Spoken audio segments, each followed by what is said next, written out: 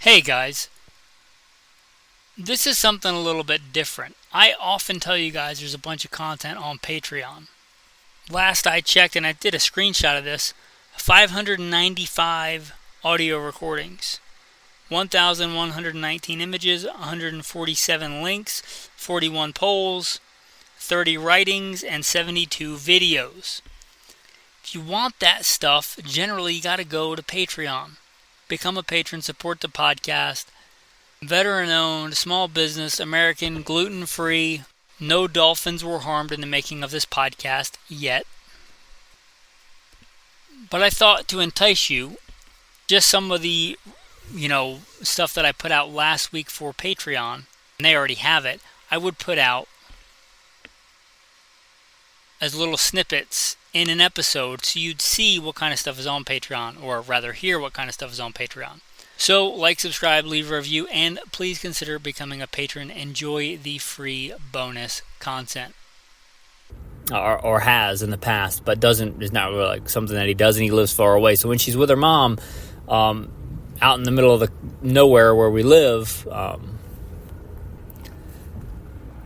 there's not a whole lot to do, which for her, as a teenage girl probably, but for me, there's a ton of stuff to do. But she asked if I could take her shooting, and I asked her parents, and her parents were all about it.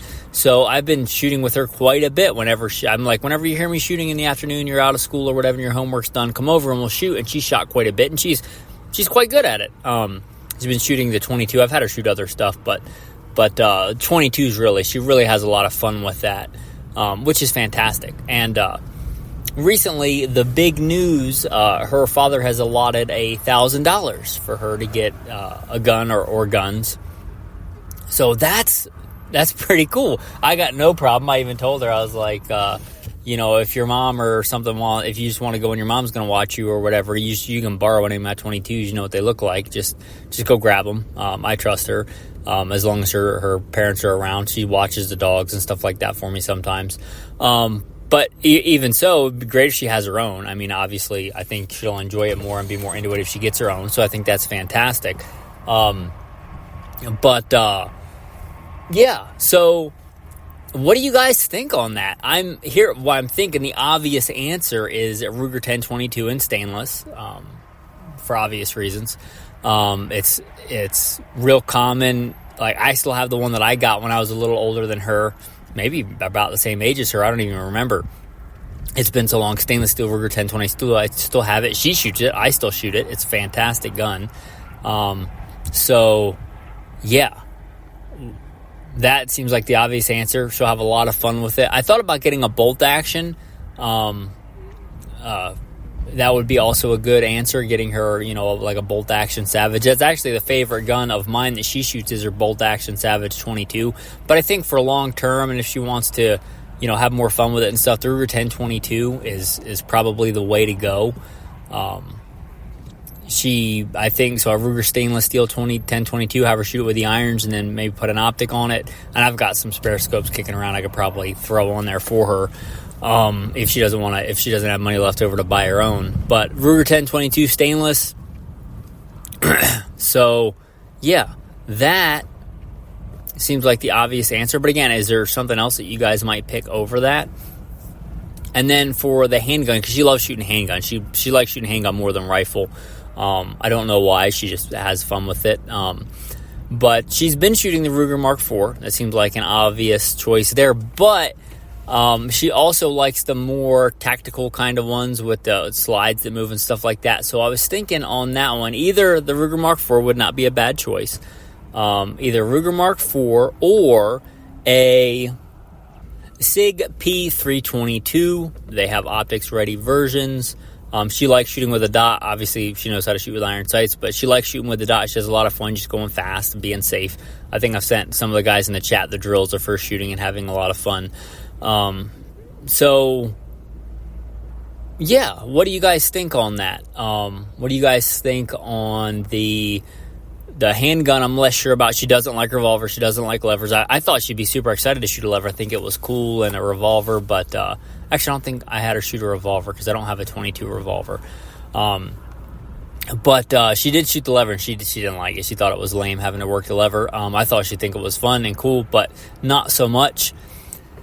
What do you guys think on that? What do you guys think would be the good deal on that? She does want to go deer hunting with me this year, but I'm probably just going to give her one of my rifles to use if I get a chance to take her. She wanted to go last year, but she wasn't here. She joint custody. She wasn't here during hunting season. But hopefully this year I'll get to take her hunting. That would be fantastic. I'll probably just let her use one of my rifles. I think she's mostly into shooting. I don't know if she's actually even going to like hunting, so I don't think we'd spend the money on a hunting rifle.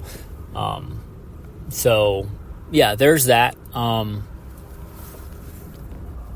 You guys have any other thoughts? I would love to hear comments on this one. What would you guys do? What would you guys get? I appreciate you guys and appreciate all that you do. Have a blessed day. Best ammo prices since pre-COVID? Maybe. I've been seeing some good deals on ammo. And one of the things that tells me that it's a good time for ammo, one of the indicators is that they throw in like bonus stuff if you buy X amount of ammo. I've seen a bunch like you buy X amount of ammo and they throw in an ammo can. You buy X amount of ammo and they throw in a knife. It tells me they're trying to move ammo, which means there's plenty of ammo. And granted, it's not pre-COVID cost, but it's pretty close. And nothing, I mean, I shouldn't say nothing, but most things are not pre-COVID cost, right? Gas, eggs, houses, right? So I don't know why we expect eggs to go, or ammo to go back down. But it's the most affordable I've seen it, considering inflation, in a long time. So now might be the time. I put this in the chat. I know not everybody's in the chat, but yesterday I went and I traded in that Henry lever action because I haven't been shooting it, and I don't really have a need for it. It'd be the third time I've gotten a lever action and gotten rid of it because I didn't really use it. But I traded it for ammo. I took it to one of the big sporting goods stores that does trades, and I said, "Hey, can I do a trade on this?" And they said, "Yeah," and X amount. I was like, "That's fair." We'd both be happy with that. I would get something out of the gun, and they would make some money on it. And I said, "Can I trade it for ammo?" And they said, "I don't know. Let me ask." I guess they hadn't done that before. And they said, "Yeah." So I did. I traded it for ammo, got stuff that I would shoot, God willing. 308, 223, 9mm, 22 long rifle. Got a little bit of different stuff, and I'm happy. I got ammo that I can shoot and train with to turn, money into skill by God's grace, use the talents He's given me. But the main reason I'm talking to you guys is it's a good time to get ammo if you have the money, or if you have a gun kicking around that you're not using, or whatever. If you've got the money, now is a decent time to get ammo. The quality control is good.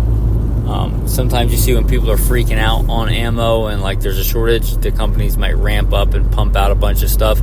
But it seems like right now quality control is good. The stock and inventory is good. For a long time, ammo was hard to get for a few years, and it was kind of spendy. I think people have a short memory and forget about that stuff. But ammo shortages happen. They happen, cyclically. So now there's not an ammo shortage, and there's good ammo on the shelf, and it's affordable relative to inflation and other things. Now, if you're in debt or something, or don't go into debt, don't put it on the credit card. But if you have the money, now might be the time to stack up some cases of ammo. So, and I said this in the chat, like, unless you're just trying to find a load, I would advise you not to just go to the store and buy a box of ammo unless it's something you don't shoot very often. Like if it's a 7mm Ren mag that you shoot every once in a blue moon, that's okay. But if it's like a go-to training gun or a go-to carry gun or something, really I would advise you against going to the store and just buying a box of ammo. Because it's like going to the gas station and buying a bag of beef jerky that's like $10. Like it doesn't make sense. Over the time, although it's a little bit of money at a time, you're spending a lot more money. If you can go, instead of spending $15, $16 a box at the store for a box of 9mm, I've recently been blessed to find and get 2 cases. God willing, there'll be more when I go back, and I've gotten 2 cases of 9mm, which is 1,000 rounds, for under $200 for under $200 before tax. So that's like under $10 a box. So it adds up when you shoot quite a bit. The other day I was out doing some testing, different guns, which I'll probably do a full episode on, but I shot hundreds of rounds of 9mm. I think maybe several hundred, just in an afternoon. And I don't always do that. That was one specific drill that eats a ton of ammo. The bill drill just eats a lot of ammo, especially when you're comparing a bunch of different guns. But it's a good use for that money, right? Turning it into skill. So anyway, guys, just some thoughts on that. Now is a good time to get ammo. I don't know if there'll be another shortage. I don't know what will happen, right? We're all kind of preppers, I hope, here. So just some thoughts on that. It's a good time if you have the money. I appreciate you guys, and have a blessed day.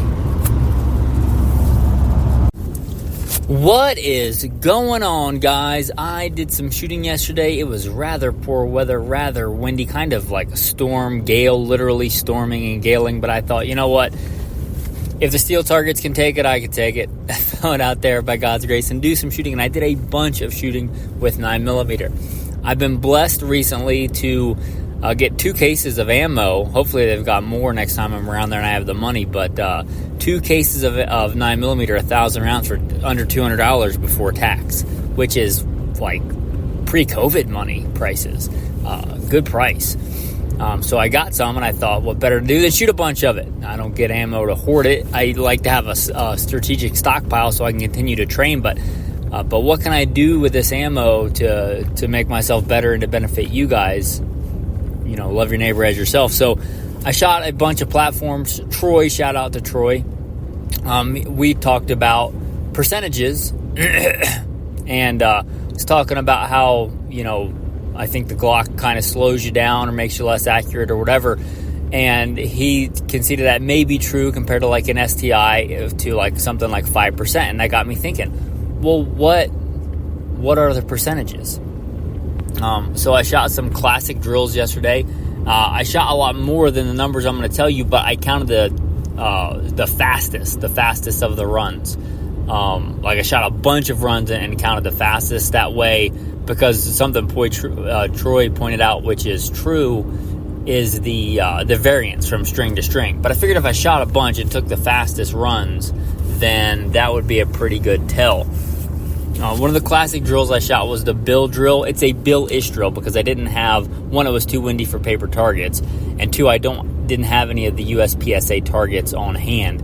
Classically, that drill is shot 7 yards and A-zone hits. But I did have a reduced size silhouette target, like a reduced size kind of cutout target of steel. Smaller than like a full-size B-27 for sure, or anything like that. It's quite a bit smaller. So I just shot it on that, and I only counted if I got all hits. If I didn't, I tried to stop and reset. But so I shot control, and I shot at a smaller target at a different distance with the 22s to give you an idea. With the Ruger Mark IV, I shot a 1.89. That's a draw and 6 shots, 6 hits. A draw and 6 hits at 1.89. I moved up to and that's a 22, so it's not really a fair comparison because that's a lot about how fast you can drive that gun under recoil and shoot it fast. This is a fast drill. With the Glock, I got 1.59 and 2.41. Those were my fastest out of the runs. With the M17, I got a 2.20 and a 2.16. With the STI, I got a 2.08 and a 2.13. With the SIG 226 Legion, single action only, I got a 211 and a 207, which frankly astounded me. They're pretty close, but I did beat it, I think, both times with the SIG 226 Legion. I beat the STI. That really surprised me. I did not expect that. I kind of just shot that at the end just to be like, I wonder how it stacks up. And it won. And, you know, I don't think that was a fluke. So, yeah. Pretty surprising there. And granted, that's a single action only Legion. It's not the double single. I don't think I would have gotten anywhere near that good with a double single. But with the single action only, 211 and 207. That was pretty surprising. The next one I shot Mozambique drills. Mozambique drills, if you don't know, 2 to the chest, 1 to the head. I shot it on that same reduced size target, and the head on that thing is tiny. It's like a vestigial head, like a little. It's like that, I don't know, maybe bigger than an index card, but not by a lot, and it may be even narrower than it. It's much smaller than a head. But either way, it was the same for all. So the Mozambique drill with the Glock, 1.75 and 1.6. I'm trying to read my own handwriting. I think that's a 1.69, but it's either a 1.69 or 1.64 with the Glock. With the STI, a 1.58. Actually, no, that's not the fastest. A 1.50 and a 1.52. So there you go. And with the 226, a 1.51 and a 1.60. Those are the numbers. I haven't mathed it out and gotten the percentage wise. I might do that. I might turn this into a bigger full episode, but I felt for you guys, for the patrons, I'd throw that out there. That was a lot of shooting involved in getting those numbers. A lot of being cold and windy and rained on a little bit. But anyway, so that's what I did a bunch of yesterday. Shot for a lot of hours out there, getting some shooting in, some trigger time in, which was great, even if the weather was bad. But that's kind of how they stack up if you are interested, at least as far as me, right? Some guns fit hands better than others. And some guns, the fit of the gun, not how it feels, but the fit of the gun is important, and how you ride it and control recoil. So I thought that was a good metric there.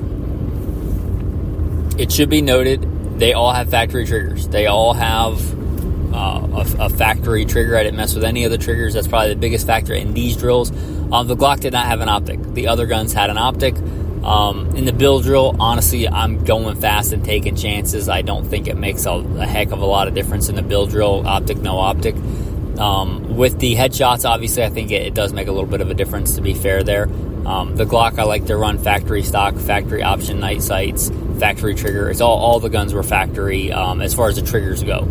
Some had optics installed. But that's anyway, there you go. Those are the numbers. I hope you guys like that, enjoy that, appreciate that. I appreciate all that you do. Thanks for listening, and have a blessed day.